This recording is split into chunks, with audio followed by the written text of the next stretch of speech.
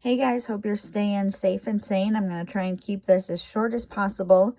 I'm apologizing up front if there's any extra sound because my toddler is not being quiet upstairs. So I'm going to take you through the rest of the molecular lab that we obviously won't get to do. There is a virtual part that I'm going to put on Blackboard if you guys didn't see that already. But this way, I want you to go through and still be able to answer the questions. I want you to have that good understanding of the different isomers. So hopefully this helps you visualize it the way we would have been able to in lab. So starting at part 2. This is, it tells you to build your butane and look at it from the top so it's a straight line. So that's saying it's all lined up. But then as you draw it, so you actually tip it to the side. And because you are just drawing the skeletal structure, you're just drawing those connections between the 4 carbons. Let me flip back in the instructions. So then that's your first little picture in the box of part 2. Then it wants you to hold one carbon and rotate it. This is the one, if you have, it may or may not still be on the group work. But this is the question that it gets tricky. So it's a conformer. Think conformer, transformer.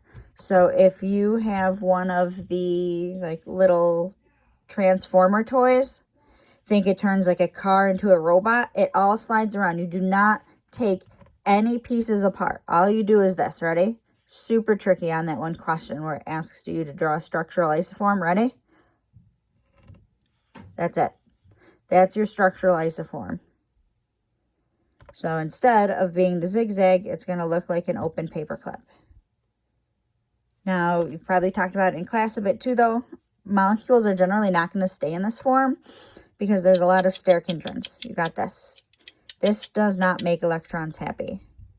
So it is much happier in this form where all of the bonds, all of your electrons, all of your other atoms are as far away from each other as possible.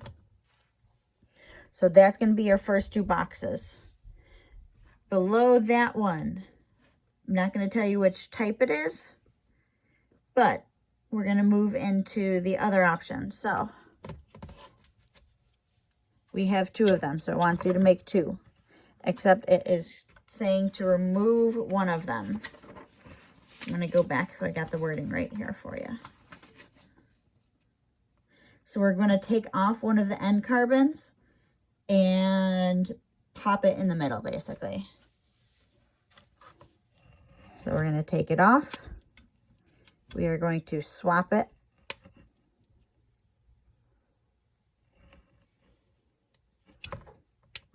With that hydrogen. And then we have your structural isoform. Structural is the equivalent of taking my arm off and reattaching it to my belly button. You have to remove it and reattach it somewhere. That's what makes it structural. Conformer, transformer, it just bends around an angle. Structural, you still have 4 carbons. But now it is something very different looking, and no matter how I rotate it, it is not going to turn back into that. And then you write the condensed structure. I'm not going to go over that one. Make sure you give the IUPAC name. It's asking you if you can convert this one into this one by rotation. That should be pretty clear now. The answer to that one. All right, and now we're going to do hopefully this gives you an idea of how to do these, for structural, so I'm going to change it each time, of the C4H9Br. So we're going to start with an easy one here. So I'm just swapping a hydrogen. So there's your straight line. There is one of your isomers. Now, this is where, when we do this one in lab, everybody gets a little hung up. If I do this, did I change anything? Did I remove any atoms? No. This is the same as this, is the same as this, is the same as this, is the same as that. Those are not different isoforms. It's just, they're all the same thing still. All I did was move it around and look at it from a different angle. So there's your simplest one that everybody finds easy. Usually the next one everyone does is you swap it. Instead of being from an end carbon, it is now at carbon number 2. Because if you remember from naming, you go to the lowest number. So 1, 2. It's not going to be 1, 2, 3. Too high. 2 is our lowest option, so it is going to be number 2. So if it helps you naming, move it that way to see it. So this is where everyone starts to get a little bit hung up. Because they're like, okay, well, I can move it here. Yeah, that's still the same thing, see? Still the same molecule. It's still on carbon 2. So instead, you have to start rearranging other atoms. So let's break some other bonds. Again, breaking bonds, structural, rotation, conformational. Now we have something different. So we're looking at that other isoform like we looked at here, just with the butane on one of them. So here is one of your options. So you have your carbon, carbon, carbon in a row, carbon, carbon, bromine in a row. If that makes that easier to draw it that way. Everyone see the, there we go, rotate that. See that plus sign? Here and here. Now to make your last one, we're going to keep the structure with our 4 carbons. And just switch it there. So there's your plus sign, except now this side, the other side is a hydrogen. So it's going to look a little bit different. So we can look at it that way. We have our partial zigzag. If we look at it this way, you have your carbon, carbon, carbon chain with a bromine. And then coming off of it, you have that methyl group. 1 carbon, methyl. All right, so I'm going to build the next models and pop back on in just a second here with part 3 for you. All right, so I have part 3 set here for you. So the instructions have you build 1,2 dimethyl cyclopentane. So first of all, going backwards with the name, it tells you it's pentane. So you need 5 carbons in a row, 1, 2, 3, 4, 5, because it's cyclo, you have the circle. It tells you it is 1,2 dimethyl. So there are 2 methyls, but it says 1, 2, meaning it's on carbon 1 and 2. Because it's a cyclopentane, you can pick wherever you want to start. That's 1, where you put the first molecule. So 1, 2 dimethyl, because there's 1, 2 methyls, single methyls. As you make 2 on 1, you are putting them on the same side. So if I were to move this flat here, so you're looking at the side of the ring, you see that 2 of them are coming off of one side, and then none are coming off of the other. So 2 on the same side, none on the other. So that is your cis. And then it says do 1 on each side. So same thing. Your 2 methyls, so still dimethyl, still 1, 2 dimethyl. It's still a cyclopentane, except if I turn it this way, you have 1 on one face, 1 on the other. So if we draw that line, if you're doing this on a piece of paper and you look at it sideways and draw a line through, you can do that with a double bond, draw a line straight through. You can see, are they on the same side or opposite? Let me turn this one again this way for you. Opposite, same side. Cis, trans. The rest of the name is still the same. Still attached to carbons 1 and 2. Still a single methyl on each. So it's still 1, 2 dimethyl cyclopentane, because there's 5. So that's what you need to draw in the 2 blanks for A2. It doesn't matter if you're drawing them facing away or facing you, whichever way you like to do it. If it's facing you, that's the solids. If it's away, that's the dashes. So that's what this one would be saying. So this one would be those little solid triangles would come off of the picture. And you can draw it like your little house if you like to do it that way. So that's what's going to be your skeletal structure. This one's going to be one of each, because if I make this flush with the bottom, one's coming up out of the paper, the other one's going back. The next part, I'm going to try and build this, just undo this quick here for you, is 1, 2, 3, 4, is to have a, let's see, we're making,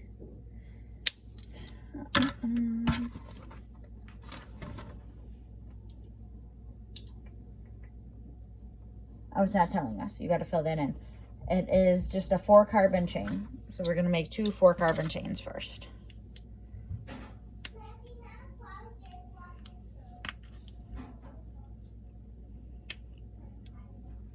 So there's a 4-carbon chain.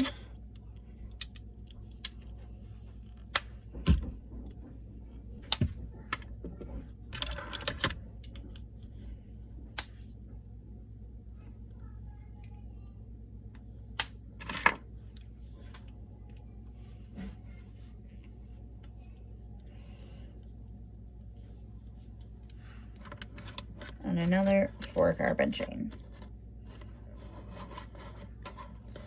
So there. Right now, they're both identical.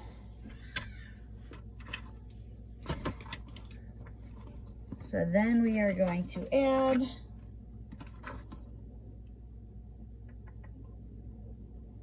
a chlorine atom to the left, let's see, a chlorine atom to the left side of the 2nd carbon. So we're going to use our purple instead this time. So 1st carbon, actually let's do this. We'll count from the bottom. 1st carbon, 2nd carbon. Chlorine to the left side.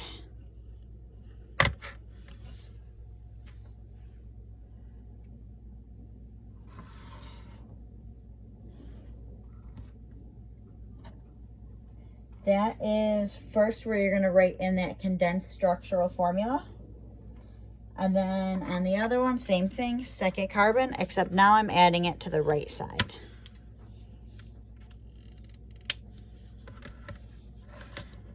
So this time, I still added it both to carbon 2. Except there's something a little bit different here this time. So it has your questions are going to go through are, do the 2 models represent molecules with the same molecular formula? If I were to write this out, does it look any different? So molecular formula wise, no, it's going to look the same.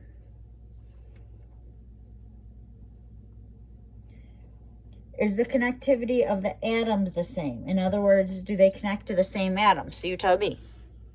Is this chlorine attached to the same carbon on both of them? If we say 1, 2, 3, 4. Are both of the models, are the 2 models of identical compounds? Are these both exactly the same? Can I stack them like a whole bunch of baseball gloves if they're all right-handed?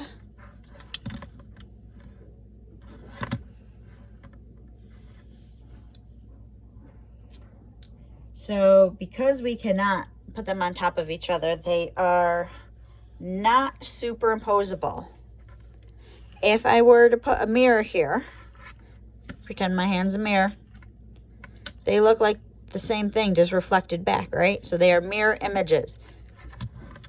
Even if I tilt them this way, or let's flip them inwards, still they look the same, just mirror images. So one of your terms you should have on that cheat sheet where you put all your different kinds of isomers and either a little picture or description so you know which is which. This one should be on the sheet. I'm not going to tell you what it is. Check it out in your book if you're not sure.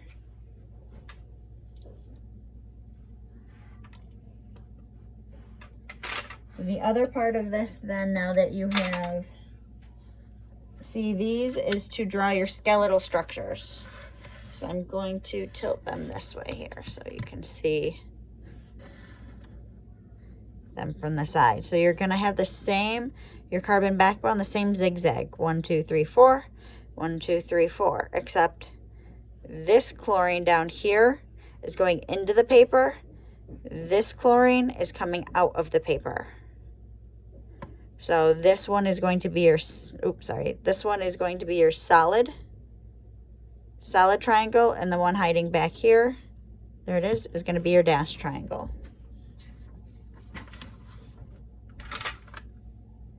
And let me build the last couple molecules here for you, and then we'll pop back and finish part 4. All right, here's our last couple molecules. So here's part 4 from this lab. I have put together CH3NH2, which is your top one, and CH3OH. So for your Lewis structures, here's your central carbon. If I tilt it, it's a little bit easier to draw. Let me draw it. There we go. Balance it that way for you. So you can see your carbon, hydrogen, hydrogen, hydrogen. Coming off of it, your nitrogen and your 2 hydrogens.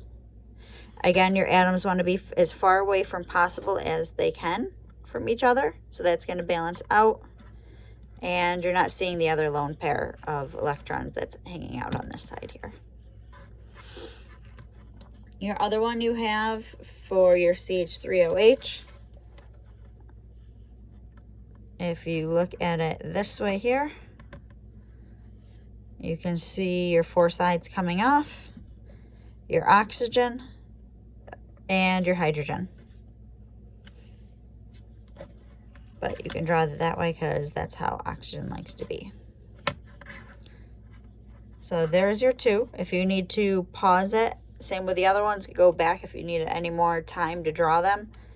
Pause it, draw it, go back, hit play. So you need to give the VESPR form for CH3NH2. You're going to use nitrogen as your A. So using nitrogen here, move that out of the way. Nitrogen here, your central atom. It's asking you what is the shape around this atom. So your VESPR is going to be your molecular shape. So not your electron shape, your molecular shape. So if you look here, if I do it this way, we know we have that lone pair of electrons here. That's not going to be the part of the molecular shape. So if you do your VESPR, I'm sorry, I said shape, but we're not quite at that part yet. Your VESPR is just your ABN labeling.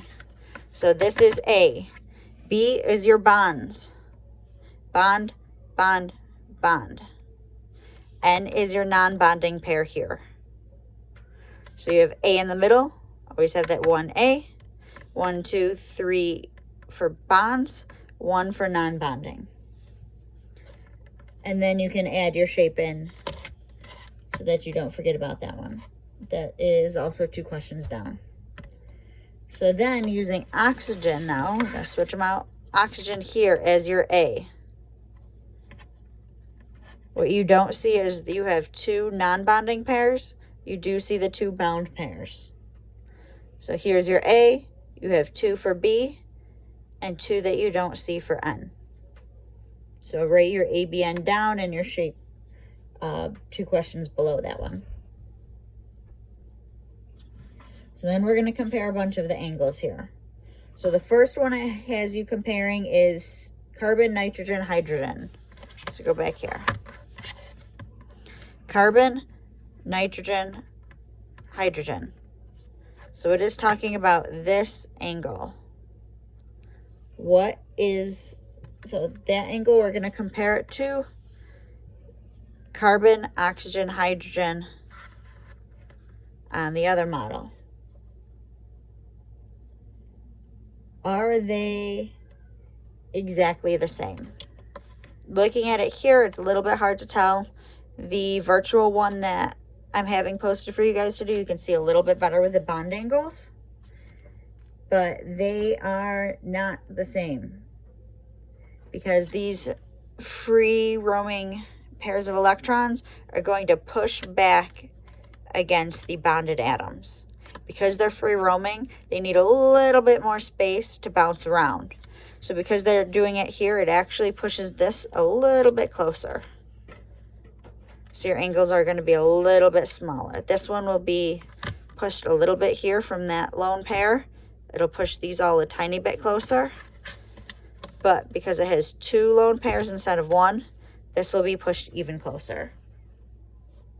So then we're going to compare hydrogen, carbon, hydrogen to hydrogen, nitrogen, hydrogen. So we are comparing hydrogen, carbon, hydrogen, hydrogen, nitrogen, hydrogen. So this is the same type of thing again. So this bond is associated with an atom that has 4 bonding pairs. So no free electrons, so that is going to be its full angle. I'm not going to tell you what it is because I want you to make notes and fill those in. So make sure you have an idea of how that changes those angles. As opposed to this one, this is the same thing that I just showed you. These are all going to be pushed a little bit closer because of this non-bonding pair. Doing this, they're going to automatically move away a little bit because this is happening.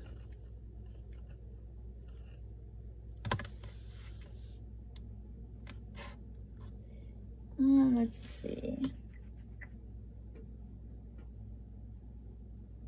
Let's compare that same thing. What's up with oxygen now instead? So same thing. Hydrogen, carbon, hydrogen. This angle is the same no matter which one of these we do because there's 4 bound pairs. So they're all pushing back equally. Looking at the oxygen, this is where there's those 2 lone pairs that we don't see here that are pushing this much closer. So this one's being forced a little closer because of this happening over here. This one not being forced closer at all. So compare those. Write down your answers. Get that all set. Put down the angles that it's going to be because that will help you see the difference a little bit better and play around with that virtual one also that I sent out with the worksheet.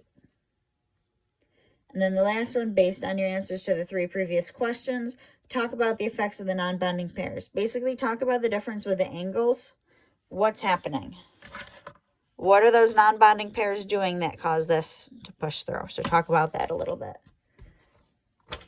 So that should help you finish up that lab. I'll be sending and emailing out instructions on Blackboard.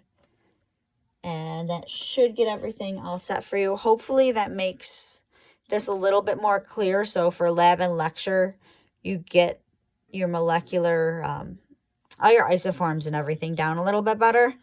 And hopefully that visual helps solidify all the information. Let me know if you have any other questions or if you need me to do different models or anything to help you guys out more while we're all trapped and working from home. Stay safe, and hopefully we'll get to see everybody again in the fall.